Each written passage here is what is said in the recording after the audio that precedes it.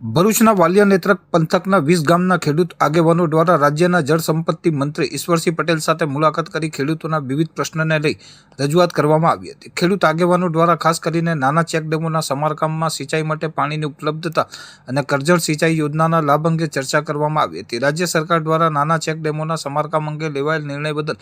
મંત્રીનો આભાર પણ વ્યક્ત કરવામાં આવ્યો હતો। પાણી પુરવઠા વિભાગ દ્વારા વાલિયા નેત્રંગ પંથકના પિંગોટ, બલદવા, ઘાટા અને દોલતપુર સહિતના ચેકડેમોના સમારકામની કામગીરી હાથ ધરવામાં આવી છે। આ કામગીરી પૂર્ણ થતાં ટ્રાયબલ વિસ્તારમાં આવેલ 50,000 હેક્ટરથી વધુ જમીનને સિંચાઈ માટે પૂરતું પાણી ઉપલબ્ધ થવાની આશા વ્યક્ત કરવામાં આવી રહી છે। આ ઉપરાંત સરકાર દ્વારા કરજણ સિંચાઈ યોજનાના ડાબા કાંઠાના ગામોમાં પાણી પહોંચાડવા માટે ₹142 કરોડની ફાળવણી કરવામાં આવી હોવાનું પણ બેઠક દરમિયાન જણાવાયું હતું। ખેડૂત આગેવાન મહેન્દ્રસિંહ કરમરિયા સહિત ઉપસ્થિત ખેડૂતોએ રાજ્ય સરકાર અને જળ સંપત્તિ મંત્રીનો આભાર વ્યક્ત કર્યો હતો। આજ રોજ વાલિયા અને નેત્રંગ તાલુકાના ખેડૂત પ્રતિનિધિઓ માન્ય સિંચાઈ મંત્રી, જળ સંપત્તિ અને પાણી પુરવઠા મંત્રી શ્રી ઈશ્વરસિંહ પટેલ સાહેબને પંડવાઈ સુગર ખાતે ખેડૂતો મળવા માટે આવેલા છે અને ખેડૂતો માન્ય મંત્રીશ્રીનો આભાર માને છે, કારણ કે સુક્કો ભટ્ટ વિસ્તાર નેત્રંગ અને વાલિયા તાલુકો એને સિંચાઈ મંત્રી તરીકેની સફળ કામગીરી દરમિયાન પિંગોટ ડેમ, બલદવા ડેમ, ઘાટા ડેમ, દોલતપુર ડેમ ને કાર્યાન્વિત કરવા માટે એમણે ખેડૂતોની રજૂઆતને ધ્યાનમાં રાખીને, આગેવાનોની રજૂઆતને ધ્યાનમાં રાખીને જે કામગીરી કરી અને જે પરિણામો ખેડૂતોને દેખાયા એનાથી ખેડૂતો ખૂબ આનંદ વિભોર છે। એ જ રીતે કરજણ સિંચાઈ યોજના કે જેનો ડાબા કાંઠો માં 51 કિલોમીટર ઉપર અને 40,000 હેક્ટર જેટલી જમીન છે, એમાં વાલિયા તાલુકાના 15 ગામો આવે છે। તે ખેડૂતો પણ એ ગાંધુ ગામ સુધી પાણી પહોંચે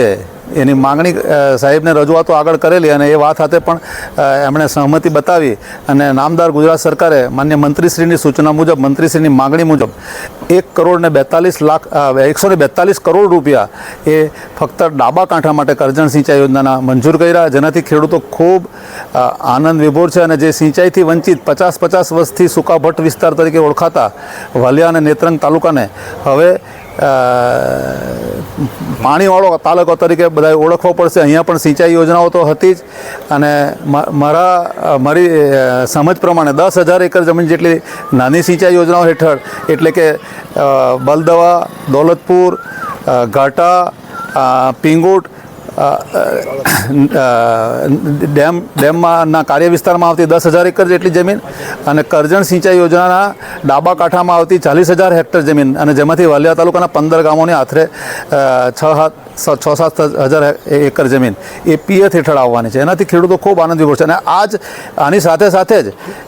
કીમ નદી, ટોકરી નદી, ચંદ્રભાગા નદી એમાં પણ પાણી છોડવામાં આવ્યું। તબક્કાવાર રાજ્ય સરકારની સૂચના મુજબ, માન્ય મંત્રીશ્રીની સૂચના મુજબ, મંત્રીશ્રી સાથે નક્કી થયા મુજબ હવે 20 દિવસ માટે નદીઓમાં પાણી છોડવામાં આવે છે, એટલે એનાથી પણ 25-30 હજાર એકર જેટલી જમીન પિયત થવાની છે। એટલે આ ખેડૂતો ખૂબ અતિ આનંદમાં છે અને આનંદમાં સહભાગી બનવા માટે માન્ય મંત્રીશ્રીને વિનંતી કરવા અને મંત્રીશ્રીનું સન્માન કરવા માટે અહીંયા ખેડૂતો ઉપસ્થિત થયેલા એ અમારા બધા માટે ગૌરવ વાતની વાત છે। અને જે ડેમોમાં વર્ષોથી જે માટી ભરાઈ ગયેલી છે એમાં સિલ્ટિંગ છે એને સાફ સફાઈ કરવા માટે અને કેનાલોમાં જરૂર જણાય તો નવી કેનાલો બનવા માટે, એની લાઇનિંગ બનાવવા માટે એ રીતે જે રીતે બલદેવાનું જમણા કાંઠાનું ડાબા કાંઠાનું કામ અત્યારે જમણા કાંઠાનું પૂરું થયું લગભગ અને ડાબા કાંઠાના રિનોવેશન માટે ખેડૂતોએ રજૂઆત કરી।